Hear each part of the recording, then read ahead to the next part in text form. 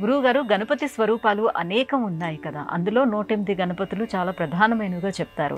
ఈ స్వరూపాలలో ఏ గణపతి స్వరూపాన్ని ఆరాధిస్తే మనకున్నటువంటి ఆటంకాలు, అంతరాయాలు తొలగిపోతాయి?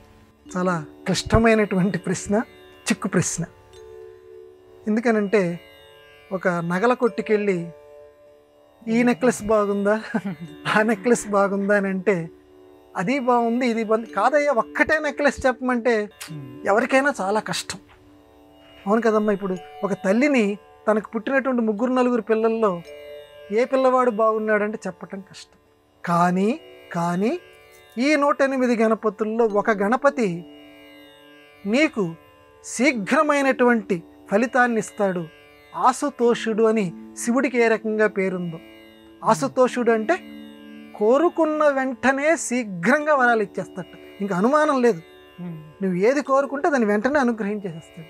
ఆ రకంగా గణపతుల్లో కూడా బాగా పరిశోధించారు. ఇదిగో ఈ గణపతి నీకు వెంటనే ఆశుతోషుడు, నీకు వరాలు ఇస్తాడు, నువ్వు కోరుకుంది ఇస్తాడు.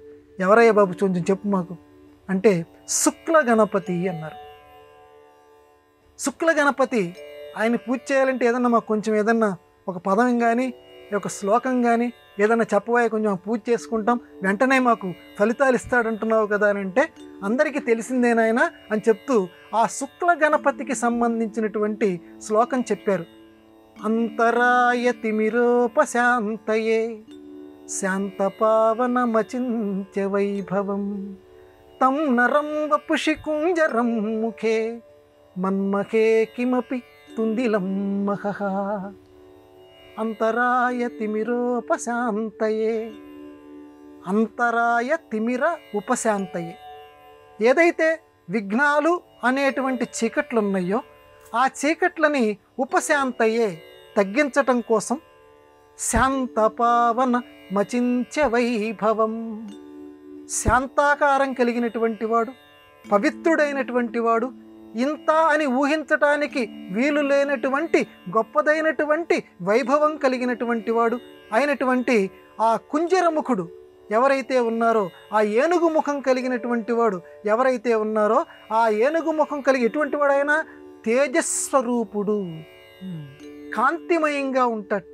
ఆ కాంతిమయంగా ఉండేటువంటి ఆ తేజస్వరూపుణ్ణి మన్మహే, నేను నా మనస్సులో కిమపి తుందిలం మహః, ఆ గొప్పవాడిని మాటి మాటికి నేను మనస్సులో తలుచుకుంటూ ఉంటుంటాను.